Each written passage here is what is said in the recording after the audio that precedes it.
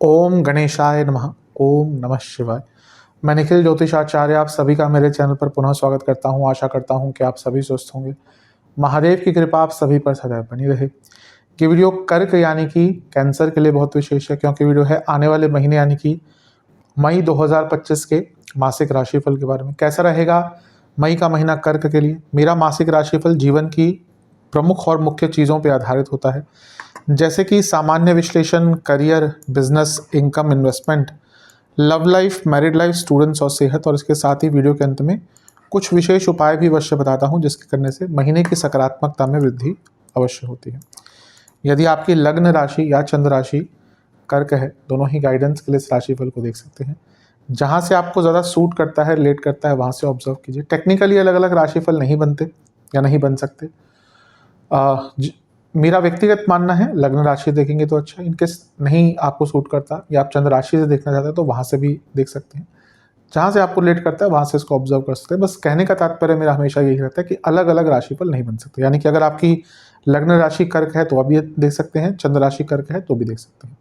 लग्न हमेशा वास्तविकता के पास होता है, चंद्र राशि फिर भी मन का कारक है, तो वो हमारी इच्छाएं ज़्यादा दिखाता है। इसलिए मैं हमेशा कहता हूँ कि लग्न राशि ज़्यादा आपको प्रैक्टिकल आइडियाज़ देगी।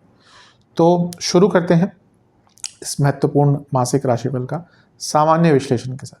शुरू करते हैं सामान्य विश्लेषण के साथ। ये महीना विशेष है क्योंकि यहाँ पर देवगुरु बृहस्पति, केतु एवं राहु, ये तीन बड़े ग्रह राशि परिवर्तन कर रहे हैं। देवगुरु बृहस्पति पे तो मैंने इंडिविजुअल मेष से लेकर मीन तक वीडियोस बनाई ही दी है, कई लोगों ने देखी ली होगी। नहीं देखी तो आप जाकर देख सकते हैं, चैनल पे अवेलेबल है। जब ये मासिक राशिफल कंप्लीट हो जाएंगे तो उसके बाद राहु केतु पर भी मैं वीडियोस अवश्य बनाऊंगा ही। पर इस महीने में भी संक्षिप्त में इन सबकी चर्चा हम करेंगे ही। सबसे पहले लग्न भाव को देखते हैं। लग्न में कोई ग्रह है क्या? हाँ, बिल्कुल है। लग्न में मंगल है आपके, और आपके योग कारक ग्रह है। तो योग कारक ग्रह का लग्न में आना, वो भी एक ऐसी अवस्था के बाद जहाँ पे पहले वो वक्री हुए, पतित हुए, अब नॉर्मल अवस्था में आए हैं। तो ये महीना एक ऐसा महीना है जहाँ पे आपके कई काम मंगल के कारण बनेंगे। मंगल आपके कर्मेश हैं, तो कर्म भाव का स्वामी लग्न में यानी कि अपने आप में राजयोग, और पंचमेश भी हैं यानी कि त्रिकोण का स्वामी लग्न में, ये भी एक राजयोग। तो दो प्रकार के राजयोग मंगल जो कि योग कारक हैं वो बनाकर बैठे हैं। मैं पहले ही कई बार बता चुका हूँ, नीच के ग्रह को बुरा नहीं मानना चाहिए, लेकिन उसके अपने जो कारकत्व होते हैं वो थोड़े खराब होते हैं। तो मंगल का नेगेटिव कारकत्व क्या है? गुस्सा होना, फालतू के झगड़ों में इन्वॉल्व होना, इम्पल्सिव होना, गलत जगह पर एग्रेशन दिखाना, इस प्रकार की चीज़ें थोड़ा सा तंग कर सकती हैं। इंजरी से बच के रहिए। एक्सीडेंट्स के योग बने रहेंगे, स्पेशली अगर कुंडली में आपके मारक दशा, शुक्र की दशा, शनि की दशा, अंतरदशा भी इन सब की चल रही है, केतु या खुद मंगल की। तो यहाँ पे आपको इंजरीज और एक्सीडेंट्स के इस महीने भी थोड़ा सा जो आपके योग हैं वो बने रहेंगे। मंगल क्योंकि आपके कर्मेश हैं, तो कार्य क्षेत्र में एक्टिव होने के लिए, कार्य क्षेत्र में और सजग होने के लिए बहुत अच्छा टाइम है। दशमेश नीच के हैं, तो हो सकता है कि कार्य क्षेत्र में मन भटक रहा हो, ध्यान भटक रहा हो, कैपेबिलिटीज के अनुसार काम नहीं कर रहे हो, तो अपने कार्य क्षेत्र में और आगे बढ़ने के लिए फोकस और डेडिकेशन दोनों ही आपको दिखाने पड़ेंगे। इसके अलावा किसका प्रभाव रहेगा लग्न पर? इसके अलावा रहेगा राहु देवता का प्रभाव, क्योंकि उनकी दृष्टि है। और ये मंगल और राहु की जोड़ी कभी कभी व्यक्ति को इल्यूजन में डालती है, व्यक्ति को गुस्से में डालती है, भ्रमित हो जाता है व्यक्ति कुछ टाइम के लिए। हो सकता है आप में से भी कुछ लोग मार्च अप्रैल में थोड़ा सा भ्रमित हुए हों, थोड़ा सा चंचलता आपके मन में आई हो, थोड़ा सा आप चीज़ों को गलत तरीके से परसीव करना आपने शुरू कर दिया हो। लेकिन अब धीरे धीरे करके, क्योंकि राहु का प्रभाव भी हटने वाला है, मंगल का प्रभाव और बेटर हो जाएगा क्योंकि वो धीरे धीरे करके नॉर्मल अवस्था में आ रहे हैं। तो चीज़ें ठीक करने का महीना है। बस एग्रेशन पर कंट्रोल, गुस्से पर जितना हो सकता है कंट्रोल, जो भी करें सोच समझ कर करें, और लेजीनेस पे, क्योंकि मंगल नीच के जगह होते हैं तो लेजीनेस बढ़ती है, तो लेजीनेस पर भी कंट्रोल, और सेहत का ध्यान, क्योंकि लग्न में एक नीचस्थ ग्रह यानी कि इंजरीज, हेल्थ प्रॉब्लम्स, इस प्रकार की चीज़ें काफ़ी आपको तंग कर सकती हैं। इस महीने का जो पहला राशि परिवर्तन होगा वो होगा बुध का, और बहुत लंबे टाइम बाद होगा, क्योंकि बुध पहले मीन में आए आई थिंक मार्च के आसपास, एग्जैक्टली मुझे याद नहीं है, तो फेब के एंड में या मार्च में आए थे, फिर वो वक्री हो गए। तो बहुत टाइम से वो, अदरवाइज तो बुध हर 2.25 हफ्ते में राशि बदल रहे थे। तो बुध 7 मई को आपके 10वें घर में आ जाएंगे। अब बुध क्या है, वो आपके 12वें घर के स्वामी हैं और 10वें घर में बैठे जॉब चेंज करने का प्रयत्न कर रहे थे, बहुत अच्छा टाइम है। और क्योंकि वो तीसरे घर के स्वामी भी हैं और उच्च के सूर्य के साथ बैठ गए, तो कार्य क्षेत्र में आगे बढ़ने के लिए, अपने आप को प्रूव करने के लिए, प्रमोशंस के लिए, पद प्राप्ति के लिए बहुत अच्छा योग बन जाता है। और अपने आप को स्किलफुली एनहेंस करने के लिए, कार्य क्षेत्र में हो या जीवन में हो, बहुत अच्छा टाइम है। सूर्य ऑलरेडी उच्च चुके हैं, तो प्रमोशन, पद प्राप्ति का योग यहाँ पर आपके लिए बहुत अच्छा बन ही जाता है। यहाँ से दोनों मिलकर आपके चौथे घर को देखेंगे, और सूर्य अगर देखें तो चौथे से 11वें के स्वामी हैं और बुध चौथे से 12वें के स्वामी हैं। और यहाँ से वो देख रहे हैं दोनों, यानी कि अगर आप कोई प्रॉपर्टी बेचना चाहते थे तो चौथे से 12वें का स्वामित्व बुध का प्रॉपर्टी बेचने में मदद करेगा, और चौथे से 11वें का स्वामित्व सूर्य का अच्छे रेट पर प्रॉपर्टी आपकी बिक पाएगी। तो ये भी एक प्रकार से अच्छा। और सूर्य बुध का बुध आदित्य योग 10वें घर में अब आपकी कार्यकुशलता हो या आपकी बुद्धिमत्ता हो, सबको ही बढ़ाता है, तो बहुत अच्छा है। इसके बाद 14 मई को गोचर होगा गुरु का, देवगुरु बृहस्पति। बना ही चुका हूँ मैं वीडियो, लेकिन एक संक्षिप्त तौर पर उनकी चर्चा कर लेते हैं। देखिए, सबसे पहले तो वो आपके भाग्येश हैं, तो भाग्येश का 12वें घर में जाना, यानी कि आप पूजा पाठ करेंगे तो और भी लाभ मिलेगा, अध्यात्म की रुचि बढ़ेगी, और जो विदेश संबंधित काम करते हैं उनको बहुत लाभ प्राप्त होगा। उनका चौथे घर को देखना और 8वें घर को देखना, ये अध्यात्म की तरफ बहुत रुचि दिखाता है, बहुत बढ़ोतरी दिखाता है। लेकिन वहीं गुरु का 12वें और 8वें घर को देखना, यानी कि 12वें बैठकर 8वें घर को देखना, गुप्त धन के लिए बहुत अच्छा है। तो जिनका गुप्त धन का कोई स्रोत है उनके लिए बहुत श्रेष्ठ है। ऑकल्ट, डीप ऑकल्ट की तरफ इंटरेस्ट आपका बढ़ेगा, वैकेशंस पे जाने का मौका मिलेगा, तीर्थ स्थलों पर जाने का मौका मिलेगा। यहाँ से वो छठे घर को देख रहे हैं, जो उनकी मूल त्रिकोण राशि है, यानी कि एक्टिव रहेंगे, प्रोएक्टिव रहेंगे, डिटरमाइंड रहेंगे, नई चीज़ें सीखेंगे। यही जो बृहस्पति हैं, ये विपरीत राजयोग भी बना रहे हैं, यानी कि जीवन में नई अपॉर्चुनिटीज़ खुलेंगी, जिनको अगर आप एक्सेप्ट करते हैं, बदलाव के साथ होगा, सरल नहीं होंगे। विपरीत राजयोग कभी भी उस प्रकार से आपको सक्सेस नहीं देगा जिस प्रकार से आप ढूंढ रहे हैं, लेकिन आगे बढ़ने का मौका है। But at the same time जीव कारक हैं, 12वें घर में है, सेहत पर प्रॉब्लम्स आएंगी। 8वें घर को भी देख रहे हैं, तो क्रॉनिक डिजीज तंग करेंगी, तो इसका ध्यान दीजिएगा। इसके बाद सूर्य का गोचर होगा और सूर्य आपके लाभ स्थान में जाकर बैठ जाएंगे। अब देखिए, सूर्य क्या है, धनेश है, और वो लाभ स्थान में चले गए। ये अपने आप में बहुत उच्च कोटि का राजयोग बनता है, तो इसका जितना हो सके आप लाभ उठाइए। यहाँ से सूर्य की पूरी दृष्टि पंचम पर होगी। संतान प्राप्ति में थोड़ी बाधाएं और संतान से संबंध खराब करते हैं, लेकिन स्टूडेंट्स के लिए बहुत अच्छा है, स्टूडेंट्स को लाभ मिलेगा।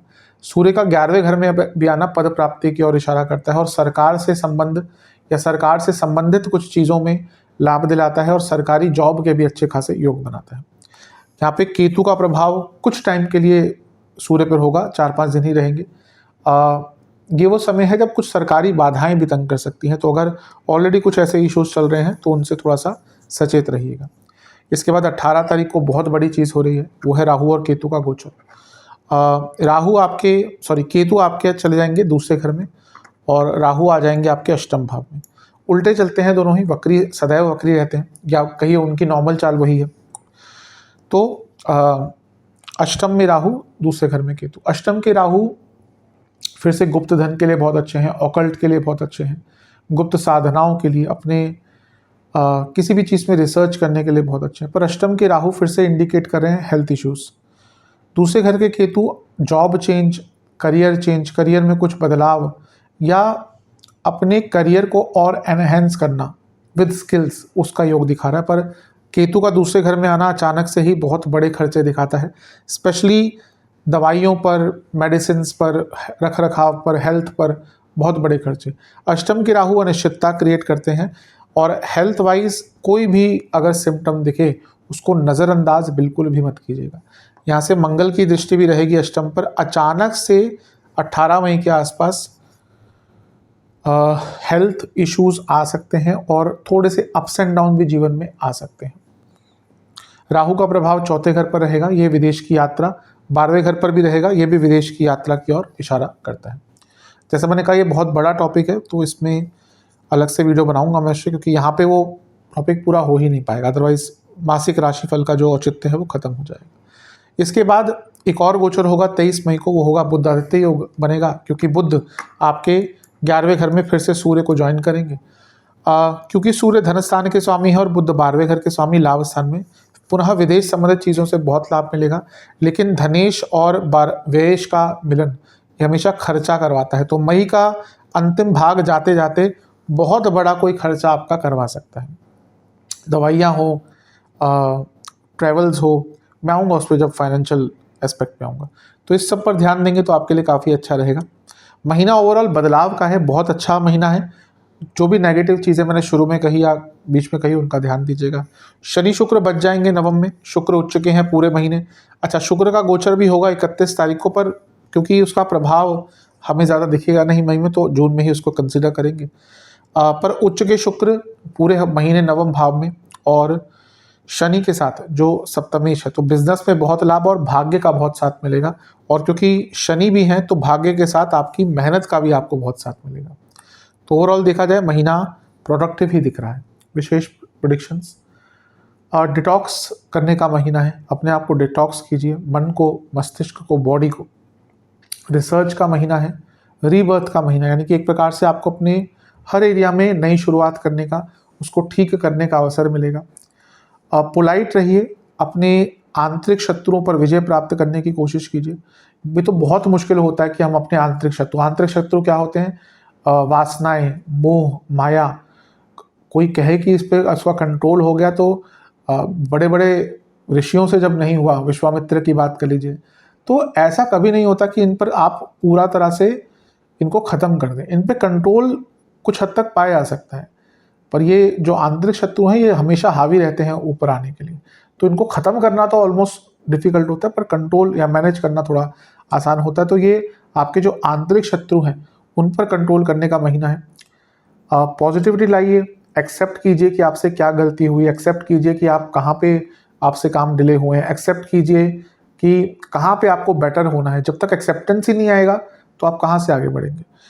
कर्क वालों के साथ ये प्रॉब्लम होती है थोड़ी, वो थोड़ा सा ना एस्केपिस्ट होते हैं, वो थोड़ा सा मुश्किल चीज़ों से भागते हैं, वो थोड़ा सा चेंज करने के लिए बहुत रेडी नहीं होते हैं। तो यहाँ पे आपको उन सब चीज़ों से निकलना पड़ेगा। ये एम्ब्रेसिंग का महीना है, यानी कि आपको एक्सेप्ट एम्ब्रेस करना पड़ेगा कि जीवन का तथ्य क्या है, आपके अंदर क्या प्रॉब्लम है, उसको कैसे सुधारें। एडिक्शंस पर काबू पाइए, मेडिटेशन स्टार्ट कीजिए, और मेरे हिसाब से अगर आपने ये सब चीज़ें की तो अवश्य ये महीना आपको कुछ बहुत अच्छा देकर जाएगा। भाग्य का भरपूर साथ मिलने वाला है, इसमें कोई डाउट नहीं है, पर इन सब चीज़ों पर अगर आपने काम नहीं किया तो भाग्य उतना परिपूर्ण लाभ आपको नहीं दे पाएगा। महीना अच्छा है। चलते हैं जॉब की तरफ। जहाँ तक जॉब की बात है, सूर्य अभी भी 10वें घर में है, 15 तारीख तक रहेंगे। हो सकता है कुछ लोगों को मार्च में ही प्रमोशन प्राप्त हो गई हो, अदरवाइज 15 तारीख तक का समय करियर के लिए अभी भी अच्छा है। 7 तारीख को बुध का गोचर होगा और बुध आपके 10वें घर में आकर बैठ जाएंगे, क्योंकि वो 12वें घर के स्वामी हैं। तो जो लोग MNC आदि में काम करते हैं या विदेश में ही काम करते हैं, अच्छा टाइम है। और जॉब चेंज करने का, विदेश में जॉब ढूंढने का भी अच्छा टाइम बन जाता है, क्योंकि बुध 3रे घर के स्वामी है। तो अपने आप को और स्किलफुली एनहेंस कीजिए, लेकिन ऑफिस पॉलिटिक्स से बचिए। अपने कलीग्स से थोड़ा सा यहाँ पर बच के रहेगा, क्योंकि आपके कलीग्स यहाँ पे ना क्या करेंगे, आपके बने बनाए काम को ख़राब करेंगे और आपके नाम को भी ख़राब करने का पूरा प्रयत्न उन्होंने करना है। हो सकता है आपको किसी झूठे आरोप में फंसाने की कोशिश भी करें। कलीग्स से बहुत बचकर रहना है इस महीने। इसके बाद गुरु का गोचर होगा 14 तारीख को। क्या उनका करियर पर कुछ इम्पैक्ट पड़ेगा? बिल्कुल पड़ता है। राहु, केतु, शनि, बृहस्पति, वैसे तो हर ग्रह का हर चीज़ पर थोड़ा थोड़ा इम्पैक्ट पड़ता है, पर जो 4 ग्रह हैं ना, इनका हर चीज़ पर मेजर इम्पैक्ट पड़ता है। 10वें से 3रे में जाना, यानी कि आप अपने कार्य क्षेत्र में एक्टिव रहेंगे। उनका 10वें से सप्तम को देखना रिकॉग्निशन दिखाता है, और आपके अंदर अपने कार्य क्षेत्र को लेकर वैल्यू बढ़ती हुई दिखा रहा है। उनका 6ठे घर को देखना, जो उनकी मूल त्रिकोण राशि है और अर्थ त्रिकोण है, यानी कि करियर का एक भाव है, आपको और डिवोटेड दिखाता है। और उनका 8वें घर पर प्रभाव जो 10वें से 11वां है, यानी कि करियर में पैसे की वृद्धि भी दिखाता है। तो गुरु का जो गोचर है ये बहुत अच्छा इम्पैक्ट देगा। इसके बाद सूर्य का गोचर हो जाएगा और सूर्य आपके 11वें घर में आ जाएंगे। ये होगा 15 तारीख को, क्योंकि सूर्य धनेश है और लाभ स्थान में है और 10वें से दूसरे में है, तो करियर में धन की वृद्धि, कुछ एक्स्ट्रा पैसा, कुछ एक्स्ट्रा इनकम यहाँ पर बनती हुई आपकी दिख रही है, या उसका कोई सोर्स आपके लिए खुल सकता है। इसके बाद होंगे राहु और केतु के गोचर, दोनों का ही इम्पैक्ट होगा। केतु का तो बहुत डायरेक्ट होगा। केतु आपके दूसरे घर में आ जाएंगे 18 मई को, राहु आपके अष्टम भाव में आ जाएंगे 18 मई को। राहु का प्रभाव पैसा की बढ़ोतरी दिखा रहा है, क्योंकि 10वें से 11वें में राहु अचानक से पैसे की वृद्धि हो सकता है, कुछ इंक्रीमेंट्स हो सकता है, कुछ इंसेंटिव्स, कुछ एक्स्ट्रा काम करने का मौका आपको मिल सकता है। अब आजकल क्या होता है, कई कंपनीज में वो शेयर्स वगैरह या कुछ ऐसी चीज़ें देते हैं, तो उससे भी निरंतरता से लाभ प्राप्त होते रहते हैं, तो वो सब भी यहाँ पे दिख रहा है। केतु दो धारी तलवार होंगे। मैं बताऊंगा नेगेटिव किसके लिए। अच्छा है वैसे, मेजरली लोगों के लिए अच्छा रहेगा, आपको और नई चीज़ें सीखने का मौका मिलेगा, डीप रिसर्च या अपने कार्य क्षेत्र में रिसर्च करने का, नई चीज़ों को सीखने का, स्किल एनहेंसमेंट का, टेक्नोलॉजिकल एनहेंसमेंट का। जो लोग टेक्नोलॉजी के ही फील्ड में है, आईटी, डेटा, सॉफ्टवेयर, उनके लिए तो बहुत मैसिव है ये केतु का गोचर, बहुत अच्छा रहेगा।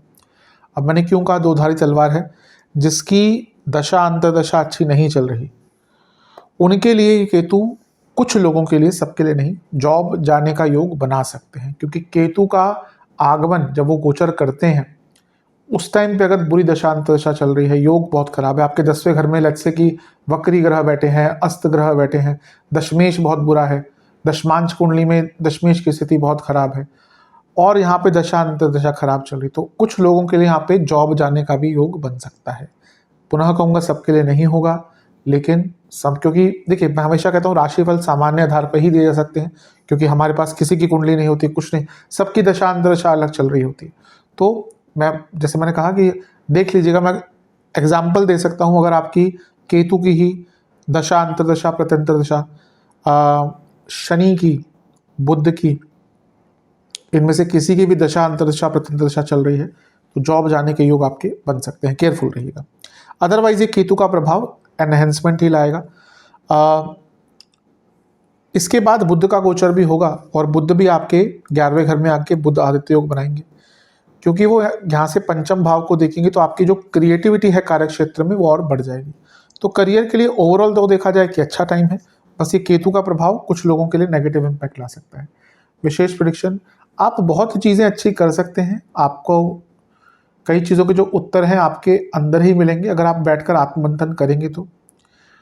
भाग्य का साथ मिलेगा, पैसा बढ़ेगा, अपने काम को एंजॉय कीजिए। कई लोग मैं देखता हूँ वो बस इसी ताक में बैठे रहते हैं कि हाँ अगला जॉब कब मिलेगी, यहाँ से कब बेटर होगा। आप जो कर रहे हैं क्या उसको अच्छी तरह से कर रहे हैं? आप अपने काम को डेडिकेशन और एंजॉयमेंट के साथ कीजिए। ठीक है, मैं समझता हूँ कि कई लोगों को जॉब करना पसंद नहीं होता, अधिकतम लोगों को जॉब करना पसंद नहीं होता, पर अधिकतम लोगों की कुंडली में बिजनेस के योग भी नहीं होते। तो कई लोग, आप देखिए अपने आसपास कितने लोग बिजनेस कर पाते हैं, मन में तो हर व्यक्ति के होता है, कितने कर पाते हैं सक्सेसफुली। मैं कई लोगों को जानता हूँ 3-3 बिजनेस, 4-4 बिजनेस स्टार्ट करे हैं, नहीं चल पाया, फिर एंड में जॉब करना शुरू कर दिया। बिजनेस करना सबके लिए इजी नहीं होता, तो अगर आप बिजनेस भी नहीं कर सकते, आपको जॉब ही करनी है, तो उस पर थोड़ा सा अगर पैशनेटली करेंगे तो वो आपके लिए ईजी हो जाएगी। भाग्य का साथ मिलेगा, कलीग से बच के रहिए, जैसे मैंने कहा, चीज़ों को सिंप्लीफाई कर लीजिए। आपने ना चीज़ों को बहुत जटिल, बहुत कॉम्प्लेक्स कर लिया, चीज़ों को सिंप्लीफाई कर लीजिए, चीज़ें आपके लिए कार्य क्षेत्र में और सरल हो जाएंगी। भाग्य का साथ मिलेगा, और अपने आप को बदलने के लिए तैयार रहिए, अपने आप को एक्सप्लोर करने के लिए तैयार रहिए। ये अगर आपने अपने अंदर बदलाव किया, अवश्य महीना कार्य क्षेत्र में आपको कुछ अच्छा ही देकर जाएगा। चलते हैं बिजनेस की तरफ। बिजनेस के लिए कैसा महीना है? महीना ओवरऑल अच्छा ही है। 2-3 चीज़ें हैं जिनका ध्यान देना है, बता दूंगा। सबसे पहले तो आपके जो सप्तमेश हैं यानी कि शनि, वो अब आपके भाग्य स्थान में आ चुके हैं और लंबे टाइम तक रहेंगे, यानी कि बिजनेस में भाग्य का साथ मिलने वाला है। अपने से तीसरे भाव में है, तो नई चीज़ें कर पाएंगे, नई चीज़ों को एनहेंस कर पाएंगे, सीख पाएंगे, बहुत अच्छा है। मंगल का पूरे महीने प्रभाव रहेगा और वो आपके योग कारक हैं, ये भी अच्छा है। 18 तारीख तक केतु, मंगल और गुरु, खैर गुरु 14 तारीख तक देखेंगे। तो अगर कुछ मेजर स्ट्रक्चरल चेंजेस लाने हैं, नई मशीनरी लेनी है, मैन पावर इंट्रोड्यूस करनी है, नए प्रोडक्ट्स लॉन्च करने हैं, उन सब के लिए महीना काफ़ी अच्छा है आपका। इस महीने जो बदलाव आ रहे हैं उसमें से जो डायरेक्ट इम्पैक्ट बिजनेस पर आएगा वो सबसे पहले बुध का ही होगा, क्योंकि बुध आपके 7 तारीख को जब राशि बदलेंगे तो आपके 10वें घर में आकर बैठ जाएंगे। क्यों इनका इम्पैक्ट है? क्योंकि वो सप्तम से चौथे भाव में है। ये मेंटली स्ट्रांग करने वाला टाइम होता है, और क्योंकि केंद्र भाव है तो कुछ लिखा पढ़ी के काम जो अटक रहे थे उनको पूरा करने का समय मिल जाता है। मंगल योग कारक होने के नाते पूरे महीने आपके सप्तम को देखेंगे, और वो उनकी उच्च की राशि भी है, यानी कि बिजनेस में आगे बढ़ेंगे। लेकिन ये मंगल नीच के हैं, तो पार्टनरशिप वाला अगर बिजनेस है तो लड़ाई झगड़े पार्टनर से होने की संभावना बहुत बढ़ जाती है। खर्चे भी मंगल, इस नीच के मंगल के कारण खर्चे और मशीनरी में प्रॉब्लम, ये भी आपको ऑलरेडी देखने को मिली होगी, और यहाँ पे भी अप्रैल के मई के महीने में भी देखने को आपको मिल सकती है। इसके बाद जो गोचर होगा बुध के बाद गुरु का, गुरु आपके सप्तम से छठे में आ जाएंगे कि मेजर चेंजेस दिखाता है। हो सकता है आप बहुत टाइम से चेंजेस लाने का प्रयास कर रहे हो, वो भले ही नया प्रोडक्ट लॉन्च करने की बात हो, उस पर काम करने की बात हो, ये वो टाइम है जब आप आगे बढ़ सकते हैं उस संदर्भ में। और इसके साथ ही गुरु क्योंकि छठे घर को देखेंगे जो सप्तम से 12वां है, किसी लीगल प्रॉब्लम से निकलने के लिए, या अगर एक बिजनेस को खत्म करके नया बिजनेस स्टार्ट करना है उसके लिए भी ये टाइम बहुत अच्छा बन जाता है। क्योंकि गुरु चौथे घर को भी देखेंगे जो सप्तम से 10वां है, अगर फैमिली बिजनेस कुछ स्टार्ट करना है तो उसके लिए भी ये टाइम बहुत अच्छा आपका बन जाता है। इसके बाद जो गोचर होंगे वो होगा सूर्य का, तो सूर्य का गोचर भी इम्पैक्ट डालेगा ही, क्योंकि वो लाभ स्थान में आ जाएंगे। धन स्थान के स्वामी है, सप्तम से त्रिकोण, नए पैसा कमाने का मौका, अवसर, लाभ सब कुछ प्राप्त होने वाला है। इसके बाद 18 मई को राहु केतु का गोचर भी इम्पैक्ट डालेगा, बिल्कुल डालेगा। राहु तो आ जाएंगे आपके अष्टम में, केतु आ जाएंगे दूसरे में 18 मई को। अष्टम के राहु दो चीजें, पैसा अचानक से बढ़ाएंगे, गुप्त धन की वृद्धि, विदेश से पैसा, अनकन्वेंशनल सोच। लेकिन इसके साथ ही विदेश से अगर फंडिंग चाहिए, आपको इन्वेस्टमेंट चाहिए अपने बिजनेस में, इन्वेस्टर्स ढूंढ रहे हैं आप, उसका भी योग है। सप्तम से केतु अष्टम में है, ये कभी कभी पेमेंट्स को रोक सकता है, कि हो सकता है आपका पेमेंट कुछ टाइम के लिए रुक जाए, या कुछ ऐसा थोड़ा मोटा लॉस भी हो सकता है। अदरवाइज केतु का भी यहाँ पे आना आपके स्किल्स को ही बिजनेस में बढ़ाएगा। 23 तारीख को बुध का गोचर भी होगा, क्योंकि सप्तम से पंचम में है, तो कारक बिजनेस में बहुत क्रिएटिविटी आपकी बढ़ जाएगी। तो एक प्रकार से देखा जाए महीना अच्छा ही है। जो भी मैंने नेगेटिव, हाँ खर्चे कंट्रोल कीजिएगा, 12वें घर के बृहस्पति जीव कारक भी हैं, वैसे भी खर्चे एनहेंस होंगे, तो अपने खर्चों पर नियंत्रण करेंगे तो आपके लिए बहुत अच्छा रहेगा। विशेष प्रेडिक्शंस, बुद्धिमत्ता का उपयोग कीजिए, क्रिएटिव रहिए, अपने बिजनेस की गुडविल पर ध्यान दीजिए। अगर आपका बिजनेस बहुत कॉम्पिटिटिव नेचर का है तो आपको बहुत ज़्यादा अपने बिजनेस के नाम को बचाकर इस महीने रखना पड़ेगा। जो प्रॉब्लम्स आ रही हैं उनको टालिए मत, उनको सॉल्व कीजिए। अभी लग रहा है कि आप टाले जा रहे हैं, कल करेंगे, अगले हफ्ते करेंगे, ये हफ्तों में बहुत टाइम निकल चुका है। अपनी नॉलेज एनहेंस कीजिए, बड़ों से बात कीजिए, मतलब बड़ों से मतलब कि जिनको आपके एरिया में थोड़ी नॉलेज है, आपके कोई सीनियर्स हैं बिजनेस में, या जिसके पास नॉलेज है इस आपके एरिया की, उनसे बात कीजिए। ईगो कम रखिए इस महीने, और अपने सेंसेस पर कंट्रोल रखिए। एक लीडर बनने की आवश्यकता है। अभी लग रहा है कि आप एक बिजनेस चला रहे हैं पर एक लीडर नहीं है, और अगर आपका अपना बिजनेस है और आप लीडर नहीं हैं, यकीन मानिए आगे नहीं बढ़ पाएंगे। तो लीडरशिप क्वालिटी एनहेंस कीजिए, उसकी बहुत आवश्यकता इस टाइम पर दिख रही है। चलते हैं इनकम, इन्वेस्टमेंट और एक्सपेंसेस की तरफ। जहाँ तक इनकम की बात है, महीना अच्छा, ये मैंने शुरू में कह दिया था। गुरु लाभ स्थान में बैठे रहेंगे 14 तारीख तक। सूर्य का आगमन होगा धन स्थान के स्वामी 15 तारीख को, तो पूरा ही महीना अच्छा है। अष्टम के राहु, 12वें घर के बृहस्पति अचानक से पैसा देते हैं, तो पैसा तो आएगा, इसमें कोई डाउट नहीं है। इन्वेस्टमेंट की जहाँ तक बात है, बहुत अच्छा महीना नहीं दिख रहा। शुरुआती 10 दिन फिर भी कर सकते हैं, बीच के 10 दिन में नहीं, अंतिम 10 दिन में ज़्यादा इन्वेस्ट मत कीजिए। जहाँ तक खर्चों की बात है, मैंने शुरू में ही कह दिया था होंगे। जीव कारक का ही 12वें घर में आना खर्चे बढ़ाता दिखा रहा है 14 तारीख के बाद से। फिर 12वें घर और जो दूसरे घर के स्वामी हैं, ऑलमोस्ट पूरा महीना वो साथ में, ऑलमोस्ट पूरा महीना तो, लेकिन बहुत मेजॉरिटी ऑफ द टाइम साथ में रहेंगे। 7 मई से 15 मई तक सूर्य बुध साथ में रहेंगे। फिर महीने के अंत में 23 मई से बाद में जो काफ़ी लंबा टाइम है वो साथ में रहेंगे, यानी कि पूरे महीने के अंत तक। तो ये जब भी धनेश और 12वें घर के स्वामी का मिलन होता है तो खर्चे बहुत बढ़ते हैं। तो इस महीने बहुत खर्चे बढ़ने वाले हैं। शुरुआत से ही प्रभाव दिखेगा, मध्य भाग में बहुत खर्चा होगा, अंत तक आते आते तो अनबियरेबल एक्सपेंसेस हो जाएंगे। किन चीज़ों पर? मेडिकल एक्सपेंसेस, दवाइयाँ, हॉस्पिटल्स, वो भले ही आपके लिए हो या आपके परिवार के सदस्य के लिए किसी को, कई कार्य पूरे करने के लिए खर्चा होगा। छोटी छोटी चीज़ों पर इतने खर्चे हो जाएंगे जो आपको लगेगा कि हाँ, यहाँ पे चलो 500 जा रहा है, 600 जा रहा है, 1100, कोई बड़ी चीज़ नहीं है। जब आप एंड में जब सम्मिलित करेंगे तो बहुत बड़ा अमाउंट बन जाएगा। कपड़ों पर बहुत खर्चा होगा, फालतू के खर्चे भी आप इस महीने बहुत करेंगे जिन चीज़ों की आवश्यकता नहीं होगी। तो इन चीज़ों पर थोड़ा सा, बल्कि अपने एक्सपेंसेस पर थोड़ा कंट्रोल करके रखेंगे तो आपके लिए अच्छा रहेगा। चलते हैं लव एंड रिलेशनशिप की तरफ। नो कॉन्टैक्ट सिचुएशन से स्टार्ट करेंगे। बहुत अच्छा महीना नहीं है, चांसेस कम ही है, ज़्यादा ट्राई भी मत कीजिएगा। नई रिलेशनशिप के भी चांसेस बहुत ज़्यादा नहीं है। महीने के शुरुआती भाग में थोड़ा बहुत हो सकता है, लेकिन अगर आपको क्लैरिटी नहीं है तो ज़्यादा आगे मत बढ़िए, ज़्यादा डेस्परेट होने की आवश्यकता नहीं है। जहाँ तक रिलेशनशिप की बात है, मिश्रित सा महीना है, पंचमेश नीच के हैं मंगल, तो लड़ाई झगड़े हो रहे होंगे, आगे भी होंगे। गुरु का प्रभाव 14 तारीख तक है। प्रॉब्लम यह है कि जब गुरु का प्रभाव हट जाएगा 14 तारीख के बाद, वहाँ से झगड़े बहुत बढ़ना स्टार्ट हो जाएंगे। पहले अगर हम बात करें तो बुध का गोचर होगा 7 तारीख को, बहुत ज़्यादा इसका प्रभाव नहीं पड़ेगा, पर हाँ, थोड़े कम्युनिकेशन गैप आना शुरू होंगे। फिर जब गुरु हटेंगे 14 तारीख को, 7 तारीख को बुध यहाँ पे आए, 14 तारीख को गुरु यहाँ पे आए, तो यहाँ से ना 14 तारीख से आर्गुमेंट्स बनने स्टार्ट होंगे। फिर 15 को सूर्य आ गए, ये प्रॉब्लम क्रिएट करते हैं। जब भी सूर्य का प्रभाव आता है ना, तो ईगो क्लैशेस, गुस्सा, नीचा दिखाना एक दूसरे को, तो ये शुरू हो जाएगा। तो यहाँ से इम्पैक्ट थोड़ा सा नेगेटिव है। और इसके बाद अगर देखें तो राहु का प्रभाव पड़ेगा। क्यों? 18 तारीख को राहु केतु का गोचर होगा, क्योंकि वो पंचम से चौथे में है ना, तो एक डिस्कंटेंटमेंट, इमोशनल डिस्कंटेंटमेंट आना शुरू हो जाएगा रिलेशनशिप में। तो जैसे जैसे महीना आगे बढ़ेगा, रिलेशनशिप पर एक नेगेटिव प्रभाव रहेगा।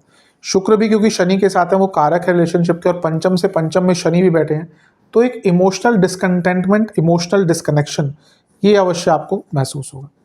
विशेष प्रेडिक्शन, कई चीज़ें हैं जो छुपी हुई हैं वो बाहर आएंगी और उसके कारण प्रॉब्लम्स होंगी। इंटीमेसी इश्यूज दिख रहे हैं, वो भी दिक्कत देंगे। आज के टाइम में पहले जैसा नहीं है। आज के टाइम में वो देखिए, समाज चेंज हो रहा है, समय चेंज हो रहा है। आजकल अगर कपल रिलेशनशिप में है तो ये कोई हिडन चीज़ ही नहीं है कि वो इंटीमेट होते ही हैं। समाज बहुत आगे बढ़ चुका, आगे बढ़ने की बात नहीं है, बदलाव आ चुका है। तो अगर प्रॉब्लम है इंटीमेसी की, जो कई कपल्स के बीच में होती है, तो उसको सॉल्व कीजिए।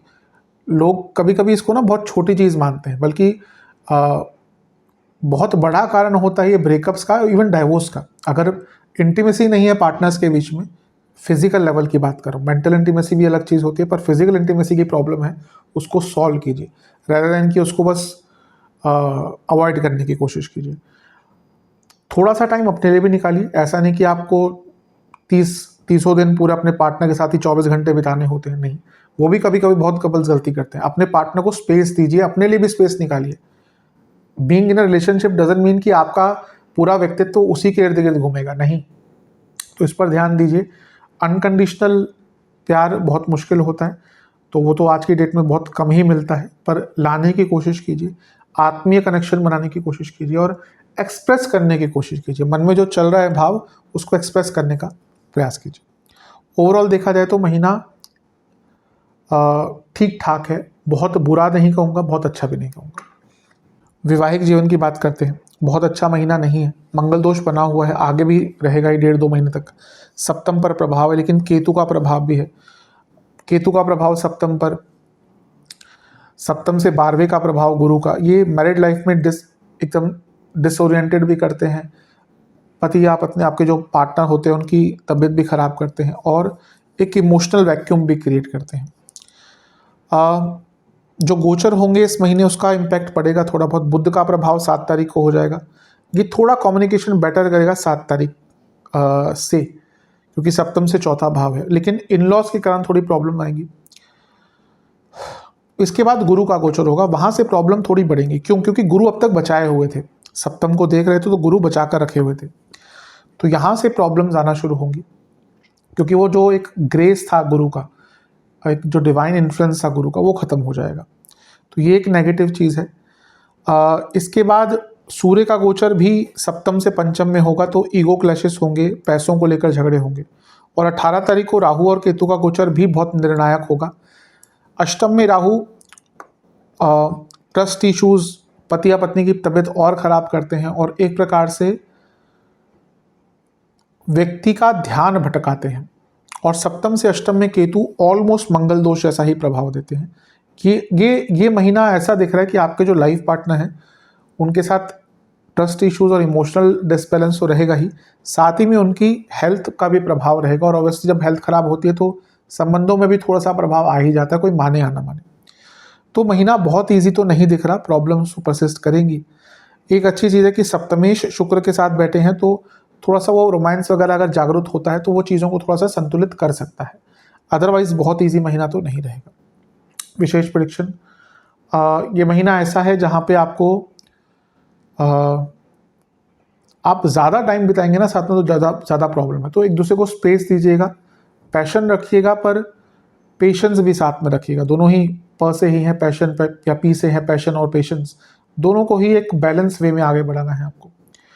चेंजेस आ रहे हैं आपके बर्ताव में, आपके पार्टनर के बर्ताव में, उसको समझिए। सेल्फ रिस्पेक्ट का ध्यान दीजिए, अपनी ऊर्जाओं को बैलेंस कीजिए और एक प्रकार से जितना हो सके अपने लाइफ पार्टनर को जानने का प्रयास कीजिए। हाँ, जानने का प्रयास। व्यक्ति बदलता है। आपने जिस व्यक्ति से शादी करी थी 3 साल पहले 4 साल पहले, वो पूरा उसका व्यक्तित्व तो बदल चुका होगा, पूरा तो नहीं, खैर बहुत बदलाव आ चुके होंगे परिस्थितियों के कारण।